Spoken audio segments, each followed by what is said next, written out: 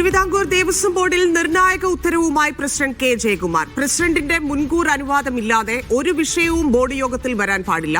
President അംഗീകരിക്കുന്ന വിഷയങ്ങളിൽ വിശദമായ കുറിപ്പ് അജണ്ടയായി നൽകണം. അജണ്ട നോട്ടിന്റെ മാസ്റ്റർ കോപ്പിയിൽ ബോർഡ് അംഗങ്ങൾ ഒപ്പിട്ട് നൽകുമെന്നും ജയകുമാർ ഇറക്കിയ ഉത്തരവിൽ പറയുന്നു. RB സനൂപ് ചേരുന്നു. സനൂപ്, ജയകുമാർ പ്രസിഡന്റായതിനു ശേഷം നടപ്പിലാക്കുന്ന ആദ്യത്തെ മാറ്റമായിട്ടാണോ ഇതിനെ കാണേണ്ടത്?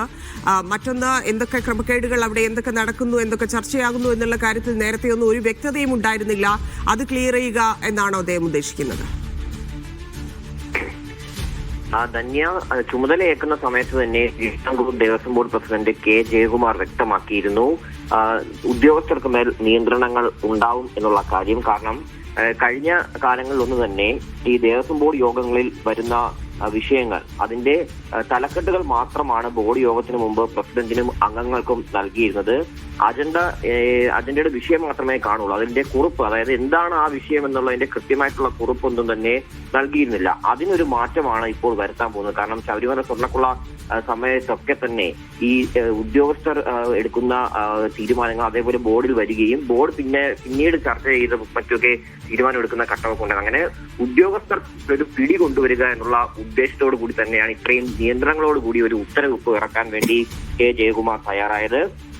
പ്രസിഡന്റിന്റെ മുൻകൂർ അനുമതിയില്ലാതെ ഇനി ഒരു വിഷയവും ബോർഡ് യോഗത്തിന്റെ പരിഗണനയ്ക്ക് വരാൻ പാടില്ല എന്നുള്ളതാണ് ഈ ഉത്തരവിൽ ഏറ്റവും പ്രധാനപ്പെട്ട വരി. അതുപോലെ തന്നെ പ്രസിഡന്റ് അംഗീകരിക്കുന്ന വിഷയങ്ങളിൽ അത് വിശദമായിട്ടുള്ള ഒരു കുറിപ്പോട് കൂടി വേണം പിന്നീട് ഈ ബോർഡ് യോഗം വരുന്ന സമയത്ത് അജണ്ടയായിട്ട് അംഗങ്ങൾക്കും പ്രസിഡന്റിനും നൽകേണ്ടത് എന്നുകൂടി പറഞ്ഞിട്ടുണ്ട്.